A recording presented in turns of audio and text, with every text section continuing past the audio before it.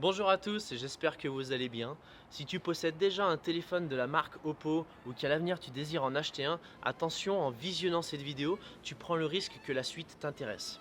En effet, je vais vous dévoiler 5 astuces, 5 paramètres plus ou moins cachés dans votre téléphone qui vont vous permettre d'améliorer votre expérience d'utilisation. Allez, je m'installe et on démarre.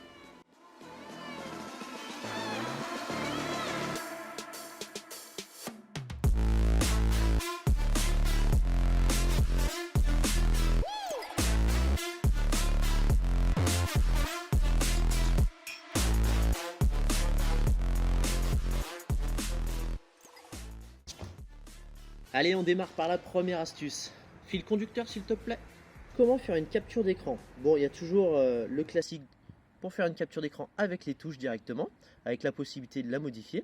Sinon, une possibilité un petit peu plus moderne et que je trouve un peu plus intuitive, vous prenez 3 doigts. Non, c'est pas pour faire un bowling, c'est bien pour faire un screenshot. Et vous faites tout simplement du haut vers le bas. Donc là, je viens de faire un screen. Et possibilité que je trouve très intéressante. Après, vous avez le petit raccourci juste ici. Soit vous le glissez vers le bas pour partager le screenshot. Ou alors, si vous voulez, vous pouvez le glisser vers le haut et en fait vous allez faire ce qu'on appelle une capture d'écran longue. Alors ça permet de ne pas faire plusieurs captures d'écran pour arriver à avoir plusieurs éléments sur le même screen. Vous voyez là par exemple, je suis en train de faire un screen qu'on appelle long et ensuite je vais pouvoir le retrouver dans ma galerie, donc juste ici, et là j'ai un screen long. Ça évite de faire plusieurs captures d'écran et ça permet d'envoyer des pages entières par exemple, donc bien plus pratique. Deuxième possibilité, je sais que beaucoup de personnes connaissent déjà ce paramètre, mais on va essayer de le pousser un petit peu plus. C'est ce qu'on appelle le mode sombre. Vous voyez ici, en fait, je suis dans un menu tout à fait classique. Et ce qu'il faut savoir, c'est que vous avez la possibilité d'assombrir le menu. Quels sont les avantages? En fait, vous allez économiser de la batterie et d'autant plus si vous avez un téléphone assez haut de gamme, un écran OLED, puisqu'en fait, ce qu'il faut savoir, c'est que la technologie OLED, elle éteint le pixel. Donc, plutôt que de projeter, d'allumer un LED noir, en fait, elle va se contenter de l'éteindre. Voilà, je viens de basculer en mode sombre et je vais vous montrer aussi comment passer vos applications en mode sombre, parce qu'il faut savoir que toutes ne le sont pas forcément. En fait, vous allez donc dans les paramètres directement, hop. Ensuite, vous allez dans mode sombre, donc qui est déjà activé, et ici vous avez mode sombre pour les applications tierces. Et bien vous cliquez dessus et vous avez la possibilité de forcer tous les modes sombres et regardez un petit peu le rendu. Par exemple sur Facebook, je sais pas vous, mais moi par exemple j'adore. Je sais qu'il y a des applications comme Instagram ou YouTube qui sont déjà par défaut proposées en mode sombre. Vous pouvez les activer via l'application directement. Et ce que je vous propose, c'est de le forcer. Troisième astuce, et celle-ci c'est ma préférée, je l'utilise tous les soirs. Alors ce qu'il faut savoir, c'est que la plupart du temps sur les téléphones, pour faire un mode multitâche, j'ai l'impression qu'il faut un bac plus 15. Et vous allez voir ici que c'est très simple. Le but ici, c'est de faire plusieurs choses en même temps. Si je prends par exemple YouTube, hop, on lance YouTube, je mets ma vidéo préférée, et le soir, je vous avoue que je m'en sers énormément. Voilà, donc là vous avez votre vidéo, et c'est tout simple. Vous prenez toujours les 3 doigts. D'accord. Et en fait, vous faites l'inverse d'un screenshot. Vous faites le mouvement du bas vers le haut. Voilà, donc là, je viens de rentrer en mode multitâche. L'écran a détecté que je suis en mode multitâche et il me demande quelle application seconde je souhaite lancer.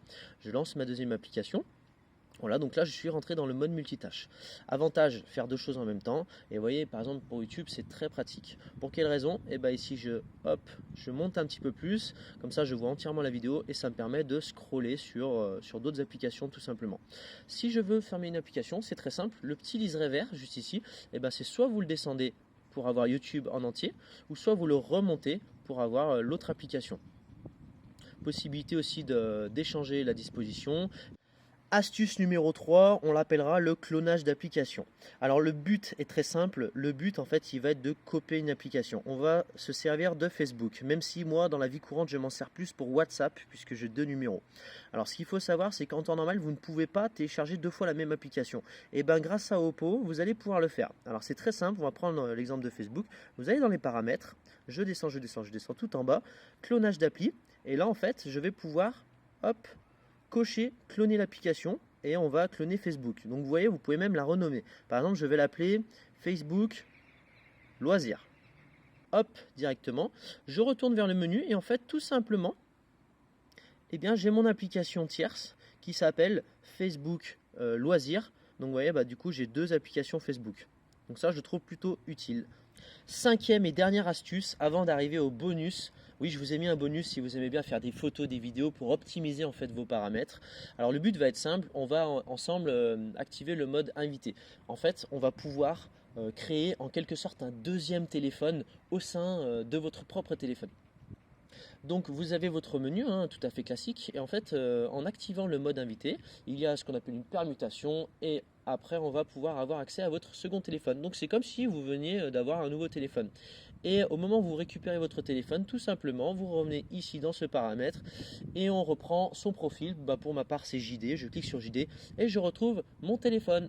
Ça va vous être utile si par exemple vous avez l'habitude de prêter votre téléphone à des enfants ou alors si vous avez envie de prêter votre téléphone pour quelconque utilisation sans forcément que la personne puisse avoir accès à vos données confidentielles ou alors si vous avez une double vie.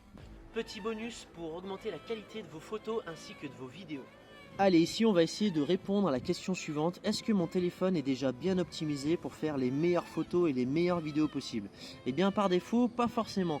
En fait, ce que je vous propose sur votre téléphone, c'est de faire confiance à l'intelligence artificielle parce qu'elle va reconnaître les scènes, elle va reconnaître les textes, elle va reconnaître les couleurs sombres, les ambiances, etc. Alors si vous êtes un pro de la photo, eh ben, ça va pas forcément vous concerner parce que sur les téléphones, vous avez un mode expert. Je reviens sur mon mode photo. Ce que je vous propose dans un premier temps, c'est d'activer ici l'option couleur éclatante. Comme ça, vous aurez des couleurs un petit peu plus vives et le rendu de vos photos sera meilleur. D'accord? L'HDR, il faut vérifier que ce soit bien sur automatique. La plupart du temps, il y est. Ensuite, je vais dans les paramètres tout simplement. Alors, si vous voulez les meilleures photos possibles, vous avez là aussi le mode 48 mégapixels. Ça vous permet d'avoir une précision optimale. Dans les réglages, il y a une option qui est super sympa et qui est encore assez méconnue, je trouve, c'est retourner un selfie. Alors cette option, pourquoi elle est bien? Parce que vous remarquerez sur votre téléphone que lorsque vous faites un selfie, en fait toutes les images sont inversées. Donc vous ne pouvez même pas lire du texte si vous êtes en mode selfie. Alors cette option justement, elle va vous permettre de régulariser la chose.